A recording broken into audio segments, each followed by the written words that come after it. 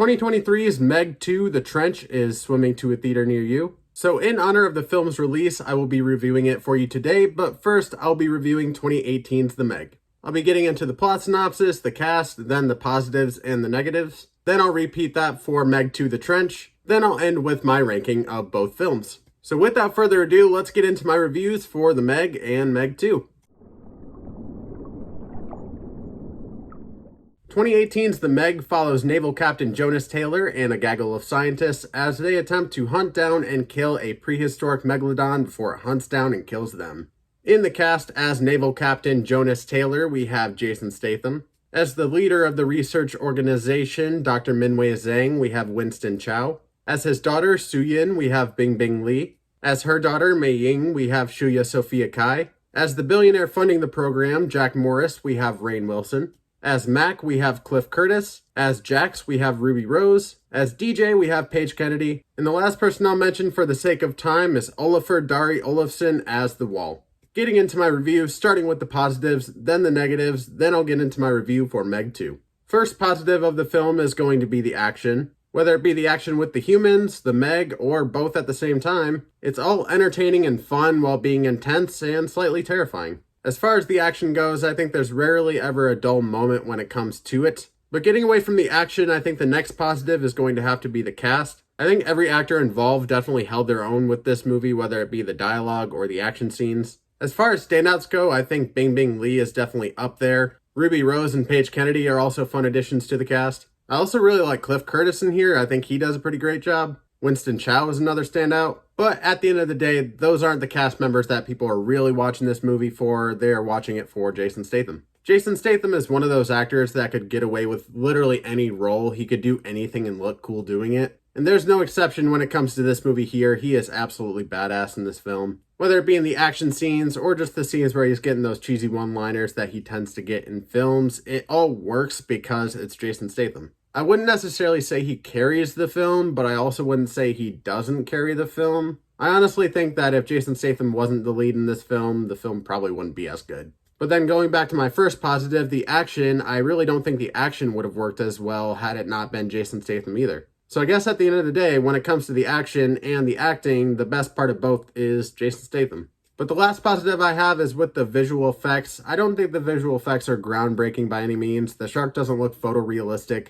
But on the topic of the shark, I've seen enough CGI sharks to know that this one in here could have been a lot worse. In fact, in here, I would say it looks pretty solid. It looks pretty convincing. It definitely sells a lot of the scenes that it's in. And it's also convincing when it's underwater as well. Along with that, I think the underwater scenes look very good when it comes to the CGI. They're not way of water level visual effects by any means, but I do know that underwater CGI is not an easy thing to do, and they did it pretty well in here. I think the acting, and especially the action, would have suffered had the CGI been horrible, so I think it's pretty solid in here. It sells enough of what it needs to sell. Like I said, it's not groundbreaking by any means, but I have seen much, much worse. But that's all I have for the positives, so without further ado, let's get into the negatives. My first and only real negative is that the writing for this film is not very good, especially when it comes to the dialogue. I think a lot of the humor and emotional moments suffer because the dialogue just really isn't that good. What does help is the competence of the actors involved. They do elevate some of that dialogue, but good acting can only do so much with bad writing.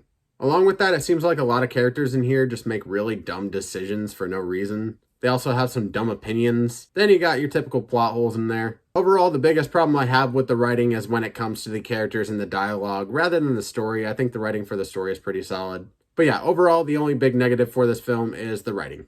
But that's all I have for my review for 2018's The Meg. So without further ado, let's get into my review for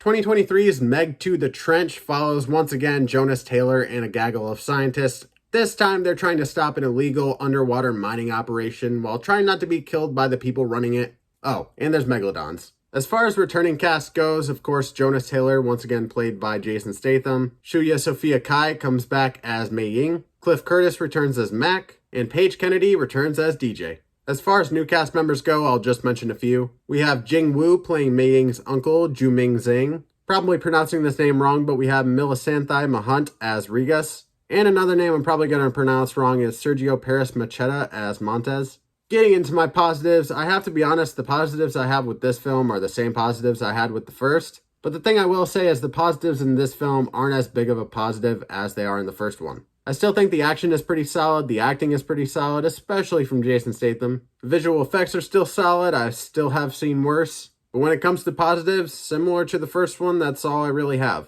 So getting into my negatives, honestly, this is a lot less of a negatives section and more of just a rant.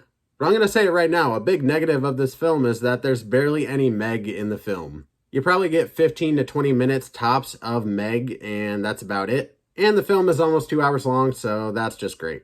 No, what they rather decided to do is focus more on the human characters and have human enemies rather than have a shark be the enemy, which was the fun part of the first movie. Sure, Rainn Wilson was a little bit of an antagonist in the film, but the shark was the big antagonist, and this time around it really just doesn't feel like that's the case. No, this time around you have these other villains who are doing vague things underwater, and I really don't even care. What we're all there to see is Jason Statham kick a giant shark. I mean, that's what we want from these films. And I guess I should say this now, these movies are based on a book series, so maybe this film is just really accurate to that second book, and maybe I just won't like that second book. But as far as adapting it to a movie goes, this one just did not work as well as the first one did. I found myself being incredibly underwhelmed by everything that was going on screen. I was waiting around for a long time to start being entertained. And that happened, but it was the last 15 minutes of the movie, and that was it. But as I was saying about the positives not being as big of positives as they were in the first, when it comes to the visual effects, I do think it's a step down from the first. They're still solid, but not as good. There were scenes where I literally couldn't tell what was going on screen. Then the acting, there were a lot of new cast members in here. There's a lot of people that didn't return. So you kind of lose what made some of that first one good because you had such a great cast. Then when it comes to the action is still fun, but of course you don't get quite as much of the Meg, so it's not going to be as entertaining. We're all there to see humans fight the Meg. We don't want to watch humans fight humans. So yeah, pretty much in every regard, I think this movie is a big step down from the first one. Where I think the first one was really lacking with the writing when it came to the dialogue and the characters, it feels this one is lacking with the writing when it comes to the story, the characters, the dialogue, just everything in general. But that's all I have for my reviews of 2018's The Meg and 2023's Meg 2 The Trench. So without further ado, let's get into my rankings. Also, because of the way my ranking system is structured, it's based around new releases, so I'm just going to pretend that 2018's The Meg is a new release and rank it that way. So starting with my ranking of 2018's The Meg, I'm going to go ahead and give the movie a discounted ticket. It's not a perfect movie by any means, there's a lot of fun to be had with it, but it definitely has its flaws.